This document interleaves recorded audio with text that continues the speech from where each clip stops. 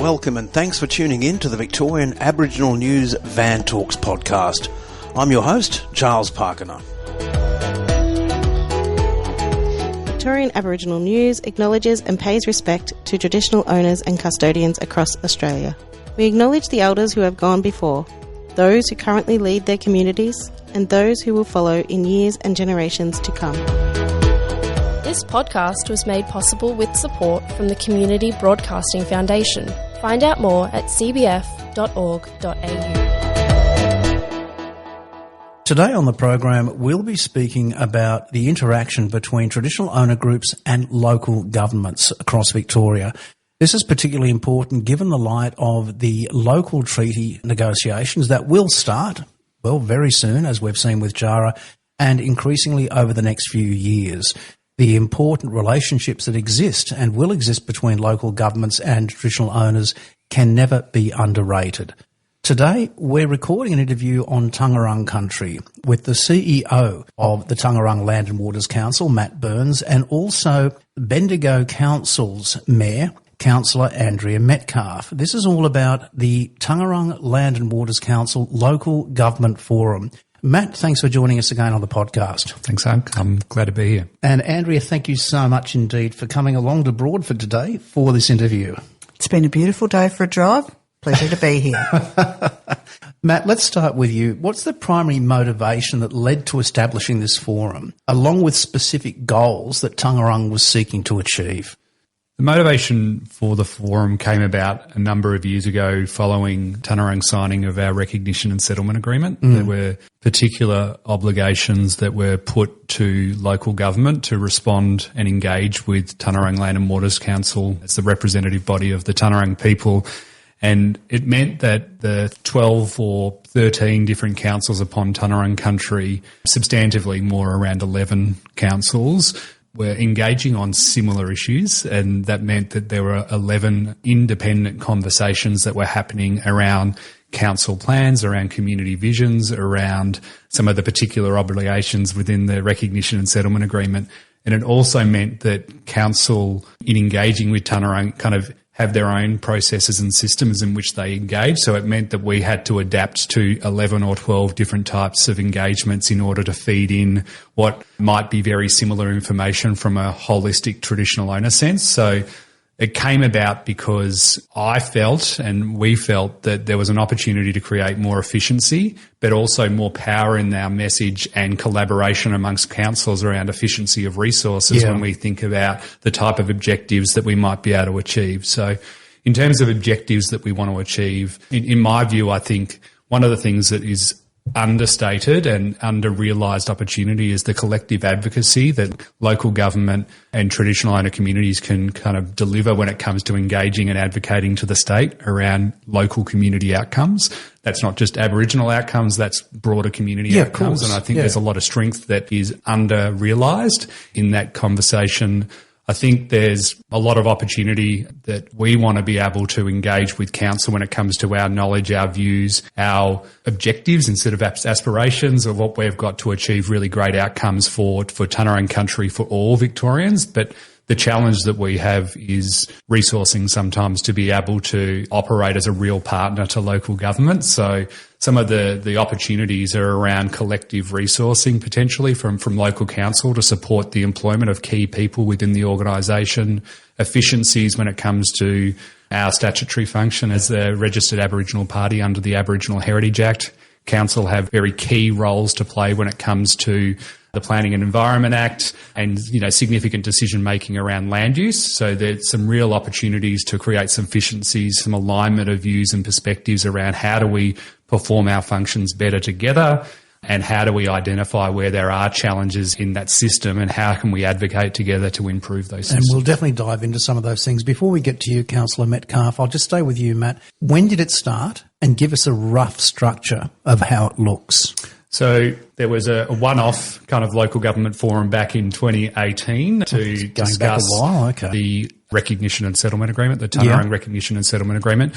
But, geez, I'm poor on time, but I'm going to say about 18 months ago, we convened formally with a terms of reference and with a concept of the local government forum, which brought together mayors and CEOs of each local council area or a delegate and Taungurung Land and Waters Council to set common goals and objectives. And one of the things that we really wanted to make clear and establish within this forum was this concept of this is our forum together. It's not a Taungurung forum. It's actually a local government collective and Taungurung forum where we can prioritise the key areas that we need to, work together to improve and to achieve kind of mutually beneficial outcomes. And I think that's really carried across in the fact that there is a co-chair of this, and that is you, Councillor Metcalf. But if we just put you back in the seat as the Mayor of Bendigo for a second, what prompted you and your fellow councillors, because this would have been prior to the last council elections, what prompted Bendigo Council to become involved in this, and what were you seeking to achieve?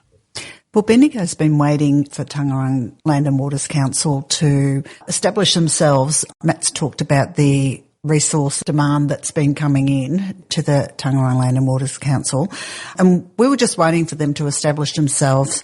Matt reached out, as he said, about 18 months ago to all of the local government areas around here, and we met. The very next meeting was at Heathcote. We put our hand up to do that meeting because we really value the relationship with Taungurung, and we want to make sure, for me personally, I'm going to say that during this term of council, we'll be doing a new Barpangu reconciliation plan from 2026 to 2030. And I also thought the opportunity for me to be as co-chair here on this local government forum means that I actually will be able to take knowledge back to specifically support and influence the goals and aspirations of the Taungurung Land and Waters Council and with this third version of our plan. But apart from that Reconciliation Action Plan, were there other key aspirations or goals that you and your fellow councillors, and of course the bureaucrats as well within Bendigo Council, would have identified as being achievable within this forum? I'm going to say the relationship building. As I said, I'm really conscious of all the demands that have been placed on, and I'll say Matt in particular, but as the CEO, but also his staff as well. And as he outlined, all the different councils coming in with our council plans, advice on when we've got planning applications and that, and we were all asking, and they needed the time to actually build up the staff to be able to respond to that. And then when they did, as I said, they've reached out to us, which is just fantastic. And it really is about, we're going to be on this journey together now, local government and Taungurung Land and Waters Council, and we'll be moving forward together. Matt talked about, treaty is coming up as well. Yep. So we need to be across what that means.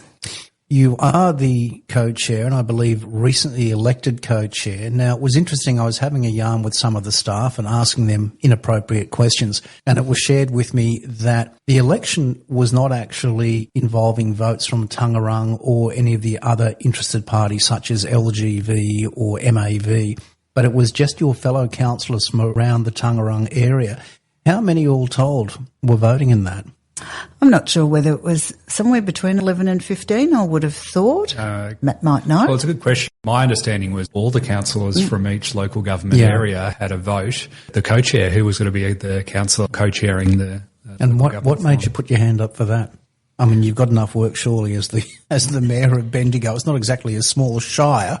No, but look, it's been really important to me that we develop this relationship with Matt and his team here so that we can actually work together. And Matt, how has the initiation of the local government forum really impacted on this effective two-way dialogue in comparison to what typically would have happened years ago between Taungurung and the local governments that operate within its boundaries? So some of the authorising environment around this might be important to understand. Is sure. That Taungurung have a recognition and settlement agreement. Within that recognition and settlement agreement, there are different intersections of that agreement that put responsibilities on local council to engage when it comes to different land use activities in public land, but it also requires engagement around specific agreement activities that we negotiated with the state government. Separate to that, there was an amendment to the Local Government Act in 2020 which changed the definition of the municipal community, council have responsibilities to represent and reflect the views and make decisions in the best interest of the municipal community. So is this when it actually says, I think in the 2020 Act, that any decision that impacts on Aboriginal people must be made in consultation with the local Aboriginal people? Are you alluding to that? I'm not necessarily sure. What I do know is that the municipal community definition includes traditional owners of the land now. Yep. And what that means is when council are engaging for community vision, community strategies and key elements, council need to kind of reflect the views of the municipal community, which includes traditional owners of the land. And there are also obligations of council, both council laws and council, to engage in key elements of community practice under a local council. So therefore there were these legislated and agreement-based obligations that required local council to engage with us. So that is kind of a contextual element of why there was some practicality in what it is that we were trying to drive. If you want to ask your question again, maybe that's helpful just to provide that context though. So the question was essentially, how has it brought about a change in the constructive or the two-way dialogue between councils and the Taungurung over traditional consultation methods? It's provided an opportunity to give an alternate perspective than what councillors, broader community might have around traditional owner views in lots of things. So it creates an opportunity to have a collective conversation around values. So I believe some of the foundational things that we've achieved even in this 18 months is really developing a collective understanding of our values, our collective interests, and realising that local council responsibilities and wants for outcomes and traditional owner community wants and aspirations for good outcomes are actually much closer than people might realise. And if you think about local council and the constituents to local council want to make sure that their parks, reserves, their forests and other things are healthy and maintained to ensure that it's for your own mental health and well-being. Having a connection to and access to healthy and cared for places in country are really important for people's mental health and connection to country, whether you're Aboriginal or not. And traditional owners have a similar aspiration to make sure country is healthy for all Victorians to have access and connect to. So there are some immediate alignments there, but then there are some greater efficiencies that we're trying to work to. And in my mind, I feel as though we've been able to establish a better understanding of our values and our direction as a traditional owner community and as the organisation that represents that traditional owner community, that we actually have a lot more in common. And I feel like we've been able to create an understanding and an appreciation for what this local government forum could achieve by virtue of that alignment. Andrea, run me through a general meeting that may be the sorts of things that have typically been discussed so far. What has been on the agenda? So the first time that we had a meeting, it really was around the terms of reference, and there was a really strong turn-up of councils that are on Taungurung lands. I will say our second meeting, and this was a really significant day for us at Bendigo, but for Taungurung as well. Our second meeting was held at Heathcote, and it was the first time that we flew the Taungurung flag at Heathcote. So we now actually have 4 flags outside our civic buildings at Heathcote. And the number of people that say to me, I was driving through Heathcote and you've got 4 flags there, and it just starts that conversation. But I think the value has been in the meetings. It's, as Matt said, it is that shared alignment that we have in common. And especially when one of the first exercises we did was, where do you go to really feel at peace? And there was a lot of talk around that being on country, in the bush, in nature. You know, it was very much, as Matt was talking before, that we all have this natural alignment. We're actually learning a lot more about Taungurung, and the flag raising was an important part of that, as to why they use that design. But every time we get together, we get to spend time with the traditional owners, and there is that storytelling that happens. But there's also that other piece of work that is, what does local government need? What does Taungurung need? And that's what I'd like to look at. And how do we marry them together? So, well, let's go into some of those, because a lot of what you've been saying, that's all very, very feel-good stuff. But in a real-world situation, what are some of the challenges, what are some of the questions that councils may have that you can bring to these forums and seek a response from the Taungurung? I think treaty will be a really good one to be having conversations about, because we will need to understand that. from a Taungurung perspective and for us at Bendigo. And there are 78 other local governments around Victoria saying the same thing. I can provide a little bit of how we came about actually prioritising some of the things that we're actively working on. Yeah, that'd be great, Matt. So again, in the spirit of, that this isn't a Taungurung forum, this is a collective forum, we had a process of running some surveys, different councils around what are the top priorities when it comes to engagement with traditional owners and what are the key issues that we think we could improve. So we collated and we got about 10 priorities, and some of those priorities would have been cultural heritage, so the statutory function that we perform, cultural awareness, land use activity agreement. There was a whole raft of things, and what we did was we ran a process at Heathcote to prioritise what are the key priorities that we need to work on, and that was each council's opportunity to vote and prioritise, and we'd established one of them was partnership agreement. So how are we establishing how we're going to work together? So we've got these terms of reference of this governance forum and how we do business together, but what is our partnership? So we're working on at the moment a walking together statement. So in Taungurung language, that's Yangninin Gadaba, and that means working together. And we're working around really establishing our values of partnership and how we act together. And we're working through that. So we've got a working group of each council. Each council appoints some of their key staff to work on that working group to collaborate and start to build towards different products. And one of the first ones is this walking together statement, which at the next council meeting, there's going to be a draft that's provided to the local government forum. Naturally, there's going to be some different endorsement pathways that council will need to go through, but that's going to be the first draft that's coming to council. Cultural heritage is one of those priorities that's already been identified and is currently being working on, because we have a statutory function that feeds in directly to council's responsibilities and obligations under the Environment and Planning Act. And at the moment, the state government are doing a review in the Planning and Environment Act to try and cut red tape, create more efficiency and achieve better outcomes for the 2030 housing plan. And we've been advocating at our level to say, if you want to create efficiencies, you need to think about it holistically and think about the Aboriginal Heritage Act and how might we have greater continuity between the Planning and Environment Act functions that local government perform and how might we perform our functions better, so we're providing more valued advice at the right time and creating more, free, prior and informed consent for developers so that they've got a fuller understanding of obligations under the Act and the role that we play, and try to make it more efficient. So the things that we believe that Council and Taungurung Land and Waters Council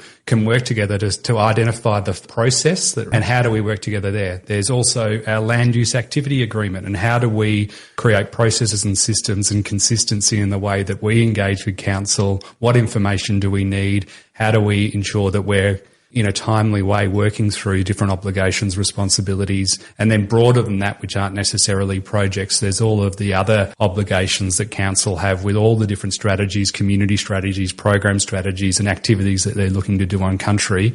And we can use this forum and activities that come out of that forum to inform and be a bit more proactive for council to get on and do their business. Brings up a question then, because a lot of the plans and the policies you were talking about, having worked in local government, I know that there are dispersed and disparate teams working on these various projects. Do you see an opportunity for representatives from these teams to come in to the local government forum and actually hear feedback from Taungurung and their fellow councils as well, providing information that they can take back to their respective councils and help develop their own policies and plans? So that's the working group's opportunity to collaborate. You're looking at Andrea there. When Matt said that before, it wouldn't have always been the case that different groups across councils would have been working directly with their First Nations That's just groups. it, yeah. And that's just a tick for a start Yeah. about coming together and doing this work. So this information is being fed through to the respective teams. Yes, it is. So obviously that's a big thing. Let's now talk about challenges, because there's no good story without challenges. Andrea, what are some of the challenges that you've seen in running the group or any other level of things, whether it's statements from members of the community or challenges holding back from within council, without naming names, unless of course you want to? No, I won't name names. I'm just going to say you talked about some statements that people make in the community, and it's always really disappointing when that does happen, when people are critical of our First Nations people. It is so disappointing, and But I'm talking you feel about the sadness. I'm talking about the forum in particular. Oh, look, I think we're just starting to get off on our feet. It is really right now. It's about time. It's about building trust. It's about building the relationships. And councils like the Local Government Act changes in 2020 are really filtering through now about what our role is in supporting our First Nations people to be successful as well. And I know our community vision actually talks about walking hand in hand with our First Nations people. So, it will be that time to build the relationships. The meetings are a good opportunity for all of us to get to know each other.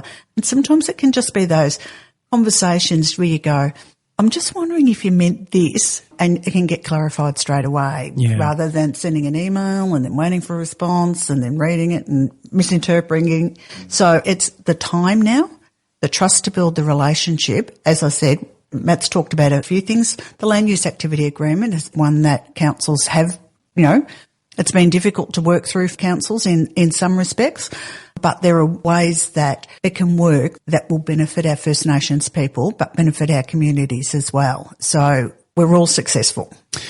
Matt, what about from your perspective and the Taungurung Land and Water Councils? Any challenges in particular? Because bear in mind, we want other local governments and other traditional owner groups across Victoria to follow on this model, and we will talk a bit more about that in a second. But challenges?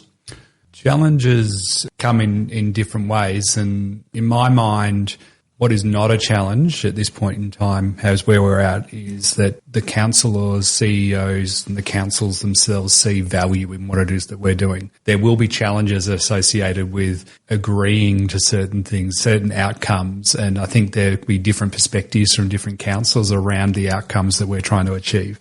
In terms of a challenge from a Taungurung Land and Waters Council perspective is that I often find a big disconnect between state government policy and priorities when they kind of set expectations and policy positions and don't necessarily think about, say, traditional owners. When it comes to councils, you must partner with traditional owners to do X, Y, and Z. Yeah. Council, you must do this. Water corporations, you must do this.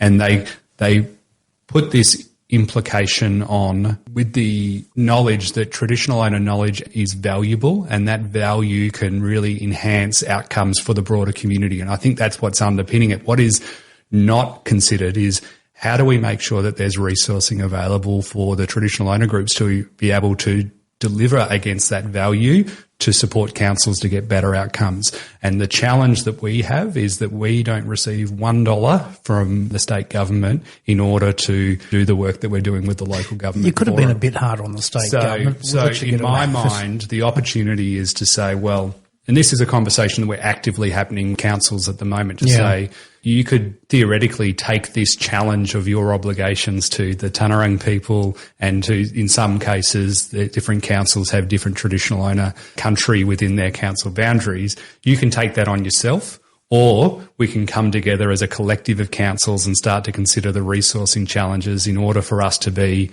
a partner and deliver against some of your obligations and helping us also deliver against our obligations and responsibilities to country and people that live on country. And that is the issue that we've got currently, and where I think we're working constructively with councils, but councils have an ever diminishing kind of pool of resourcing to deliver their programs and priorities for councils as well. So that is an issue that we're collectively and trying to possibly and collaboratively work out.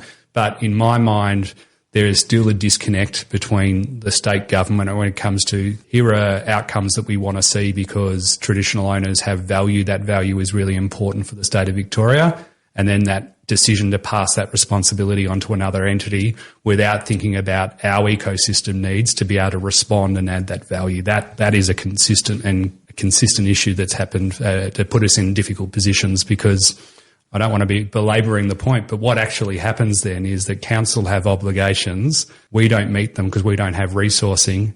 That perpetuates this view that Aboriginal people are not capable. And all of a sudden we're perpetuating a negative stereotype rather than actually empowering and creating better outcomes. We could definitely dive deeper into that into a supplementary interview, Matt, and we may well do that in the future. But it does lead to the final question.